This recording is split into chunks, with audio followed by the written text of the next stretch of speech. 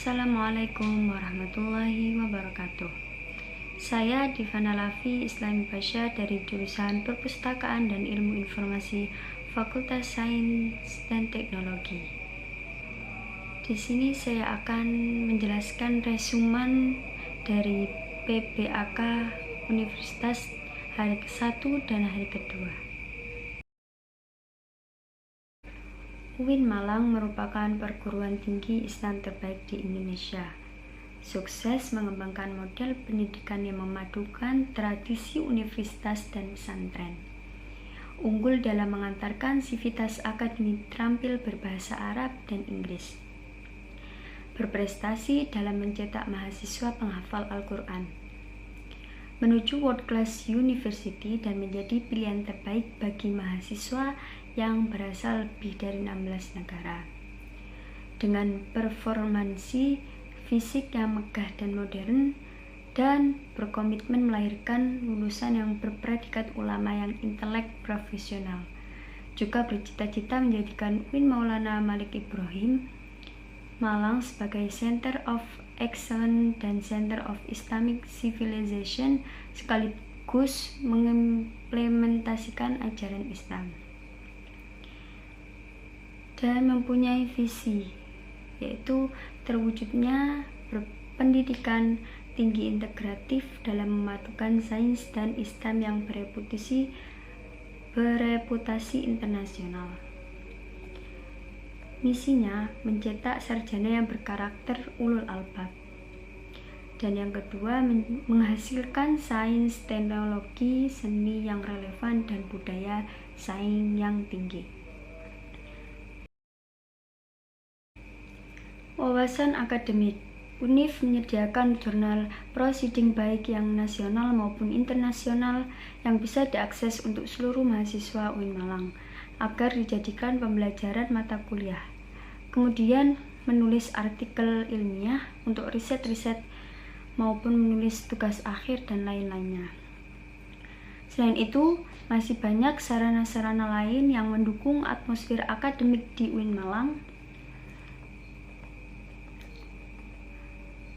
Persoalan akademik atau pada bidang akademik dimulai dari proses pembelajaran atau proses pendidikan dan pengajaran yang biasanya berlangsung sampai 8 semester itu minimal. Kemudian kurang lebih ada 150 sampai 160 SKS yang harus diselesaikan.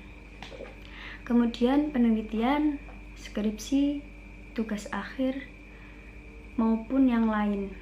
Lalu ada juga pengabdian masyarakat, baik itu PKL, yaitu praktek kerja lapangan di lembaga profesi.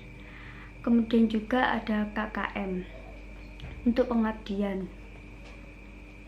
Kemudian ada ujian komprehensif, ada juga skripsi yudisium hingga wisuda.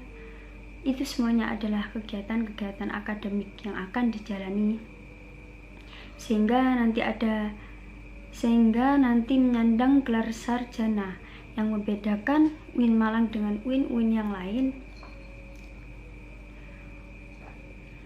maupun dengan perguruan tinggi yang lain, meliputi mata kuliah dasar, kemudian mata kuliah keislaman, mata kuliah bahasa, dan juga mata kuliah filsafat.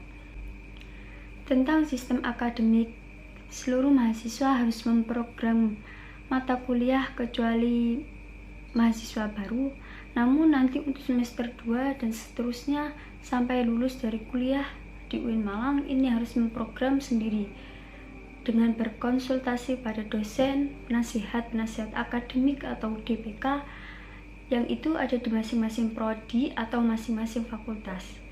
Kemudian di pertengahan ada UTS. Di akhir perkuliahan ada UAS.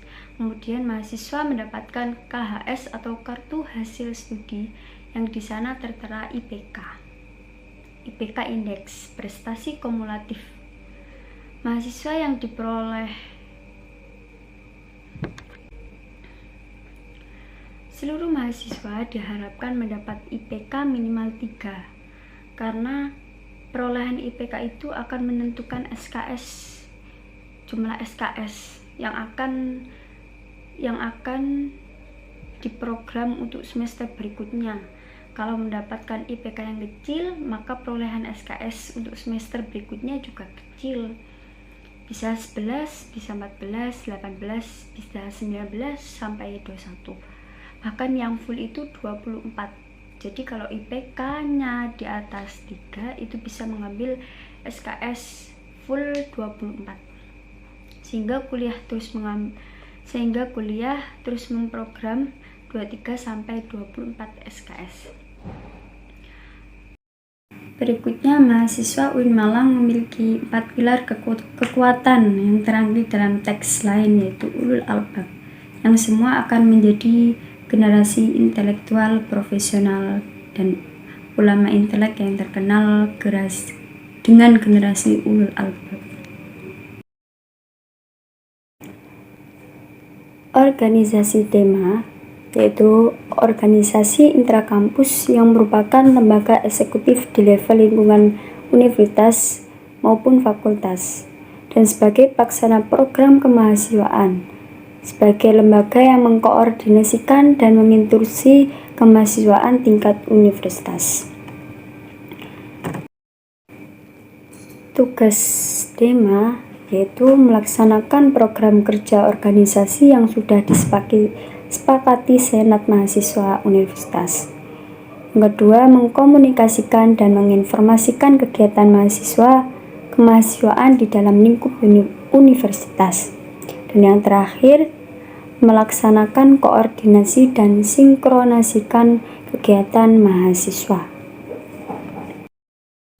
Struktur pengurus DEMA yaitu ketua, wakil ketua, sekretaris, bendahara, dan ada kementerian. Kementerian terbagi menjadi Kementerian Luar Negeri, Kementerian Sosial, Hukum dan Politik, Kementerian Dalam Negeri, Kementerian Agama, Kementerian Pengembangan dan Kreativitas, dan yang terakhir Kementerian Komunikasi dan Informasi. Program kerja 1. Sahabat Desa untuk meningkatkan kepekaan mahasiswa dengan masyarakat. Yang kedua, Sapa Sekolah membantu memberikan kepada kampus atau mempromosikan kepada sekolah untuk melatih kepemimpinan. Yang ketiga, Sosial Politik, yaitu diskusi dengan parlemen yang ada di Indonesia. SEMA yaitu lembaga legislatif yang berada di bawah naungan universitas yang bertugas mengoordinasi DEMA, UKM, dan HMJ.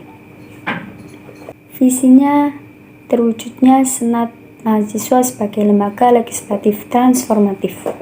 Yang kedua, kolaboratif berdasarkan asas kebersamaan dan kekeluargaan serta menjunjung tinggi profesionalitas. Fungsi SEMA yaitu ada advokasi, legislasi, pengawasan, dan penganggaran. Tugas SEMA mengawasi dan mengontrol DEMA universitas, lalu memberikan persetujuan setiap kegiatan yang akan dilaksanakan oleh DEMA. Yang ketiga, memberikan pengesahan setiap laporan pertanggungjawaban setelah selesai.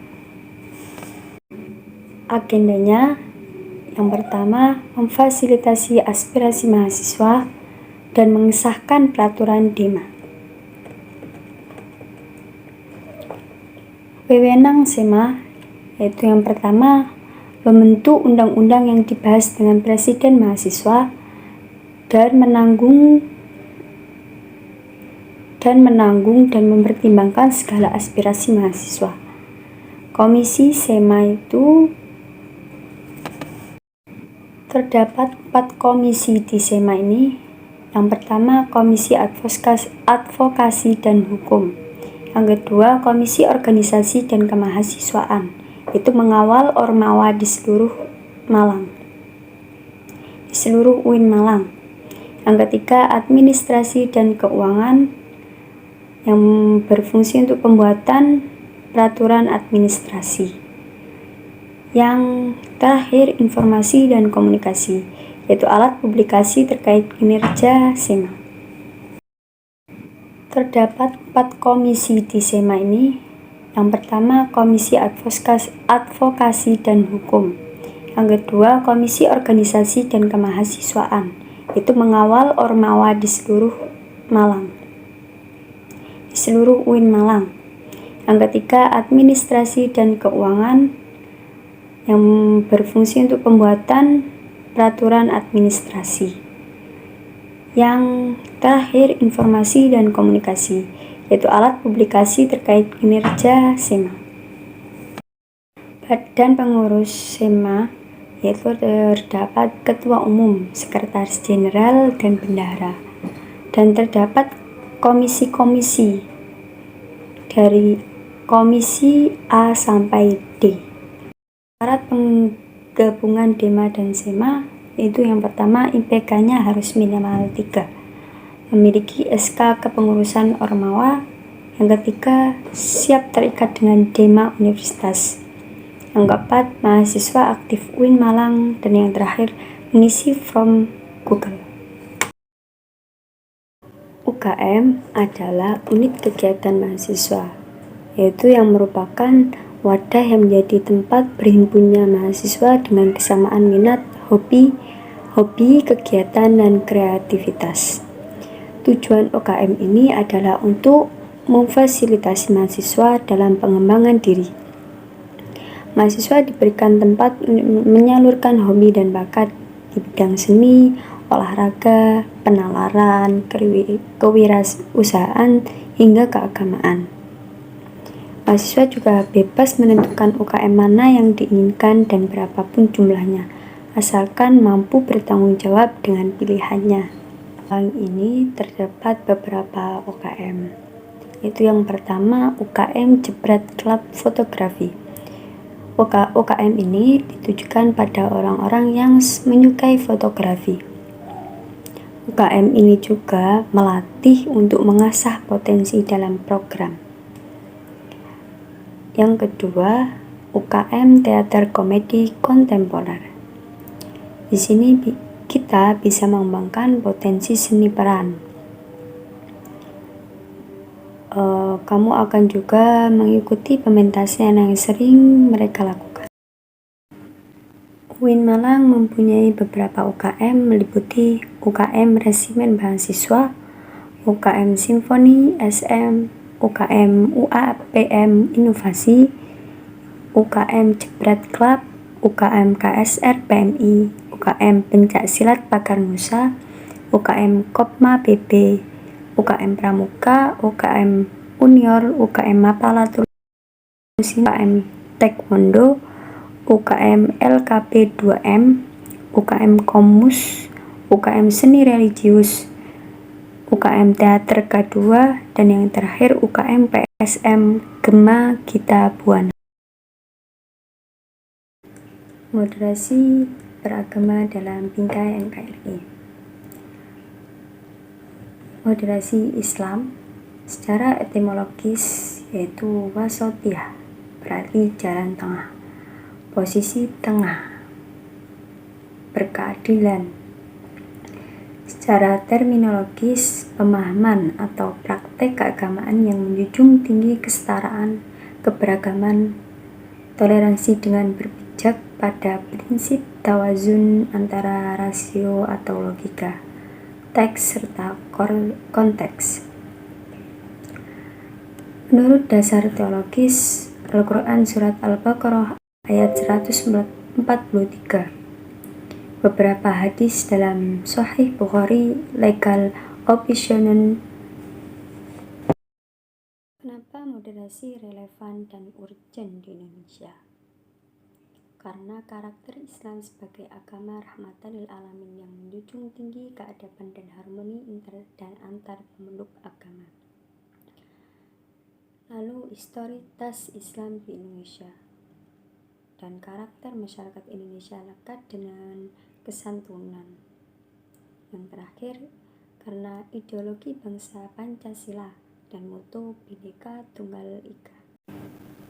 Isu-isu politik yang terkait dengan Timur Tengah dan politik global, baik secara langsung atau tidak, dapat mempengaruhi pemahaman dan sikap keberagaman masyarakat Indonesia serta mengganggu agenda moderasi Islam seperti konflik Palestina dengan Israel, aliansi politik Arab dengan Amerika, political despotism and hypocrisy.